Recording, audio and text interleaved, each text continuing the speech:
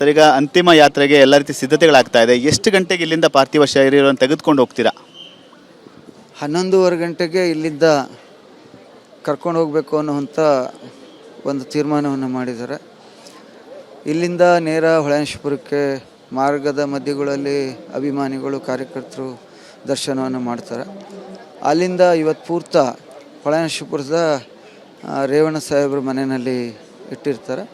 ನಂತರ ನಾಳೆ ಬೆಳಿಗ್ಗೆ ಅಲ್ಲಿಂದ ವಿಧಿವಿಧಾನಗಳನ್ನು ಮುಗಿಸಿ ಅವ್ರಿಗೆ ಭಾಳ ಪ್ರೀತಿಯಾದಂತಹ ಏನು ಆ ದೇವಸ್ಥಾನದ ಒಂದು ಪವಿತ್ರವಾದಂಥ ಮೊದಲಿಂದನೂ ದೇವೇಗೌಡ ಸಾಹೇಬರು ಅಮ್ಮ ಅವರು ಏನು ಯೋಚನೆಯನ್ನು ಮಾಡಿದರು, ಆ ಒಂದು ಬೆಟ್ಟದ ತಳಭಾಗದಲ್ಲಿ ಮಾವನಕೆರೆ ಅಲ್ಲಿಯ ಭಾಗದಲ್ಲಿ ಮಾಡುವಂಥದ್ದು. ಅಂದರೆ ಅವರಿಗೆ ಅದೇ ಒಂದು ಜಾಗದಲ್ಲಿ ಮಾವಿನಕಾಯಿ ಆ ಟೆಂಪಲ್ನ ಕೆಳಭಾಗದಲ್ಲೇ ತಪ್ಪಲ್ನಲ್ಲಿ ಆಗಬೇಕು ಅನ್ನೋ ಒಂದು ಆಸೆ ವ್ಯಕ್ತಪಡಿಸಿದ್ರೆ ಇತ್ತಂತ ಸರ್?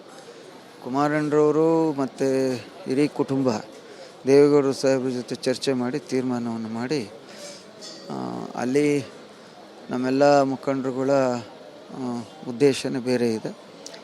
ಅದು ಈ ದೇಶ, ಈ ರಾಜ್ಯ, ಆ ಇಡೀ ರಾಜಕೀಯ ಜೀವನದಲ್ಲಿ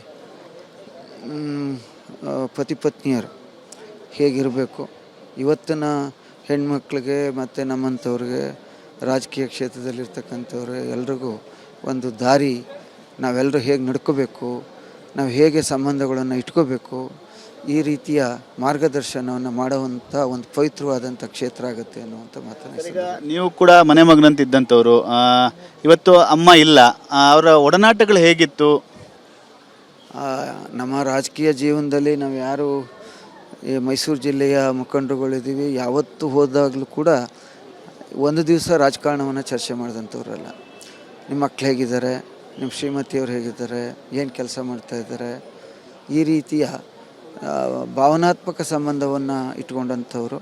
ಜೊತೆಗೆ ನಮ್ಗೆ ಯಾವತ್ತೂ ಕೂಡ ಊಟದ ಸಮಯದಲ್ಲಿ ಊಟವನ್ನು ಕೊಡುವಂಥದ್ದು ಮತ್ತು ತಿಂಡಿಯ ಸಮಯದಲ್ಲಿ ತಿಂಡಿಯನ್ನು ಕೊಡುವಂಥದ್ದು. ಒಬ್ಬ ಈ ದೇಶದ ಮಾಜಿ ಪ್ರಧಾನಮಂತ್ರಿಗಳ ಶ್ರೀಮತಿಯವರಾದರೂ ಕೂಡ ಎಂದೂ ಕೂಡ ನಮ್ಮನ್ನು ಅವರ ಮಕ್ಕಳಂತೆ ರೀತಿಯಲ್ಲೇ ಕೂಡ ನೋಡುವಂಥದ್ದನ್ನ ಮಾಡಿದ್ದಾರೆ. ಆ ಕುಟುಂಬ ಯಾವತ್ತೂ ಕೂಡ ಈ ದೇಶಕ್ಕೆ ಒಂದು ಮಾದರಿ ಎನ್ನುವಂಥ ಮಾತನ್ನು ಸಂದರ್ಭ. ದೇವೇಗೌಡರು ಹೇಗಿದ್ದಾರೆ ಸರ್ ಅವ್ರ ಪರಿಸ್ಥಿತಿ? ಯಾಕೆಂದರೆ ತೀರಾ ಒಡನಾಟ, ತೀರಾ ಹಚ್ಕೊಂಡಂಥವ್ರು. ನಿನ್ನೆ ರಾತ್ರಿ ಸುಮಾರು 1:30 ಗಂಟೆಯಲ್ಲಿ ತುಂಬ ಅವ್ರನ್ನ ಕಂಟ್ರೋಲ್ ಮಾಡಲಿಕ್ಕೆ ಯಾರೂ ಆಗಲಿಲ್ಲ. ಇಡೀ ಕುಟುಂಬದವರು ಮಾಡುವಂಥದ್ದನ್ನ ಮಾಡಿದರು. ಬಟ್ ಆರೋಗ್ಯ ಅವ್ರಿಗೂ ಕೂಡ ಚೇತರಿಸ್ಕೊಳ್ಬೇಕಾಗಿದೆ. ತಾಯಿ ಚಾಮುಂಡೇಶ್ವರಿನೇ ಆಶೀರ್ವಾದವನ್ನು ಮಾಡಬೇಕು. ಇದಿಷ್ಟು ಮಾಜಿ ಸಚಿವರಂತ ಸಾರಾ ಮಹೇಶ್ ಅವರ ಮಾತು. ಕ್ಯಾಮ್ರಾಮನ್ ಸಯ್ಯದ್ ಜೊತೆ ಸುನಿಲ್, TV9 ಬೆಂಗಳೂರು.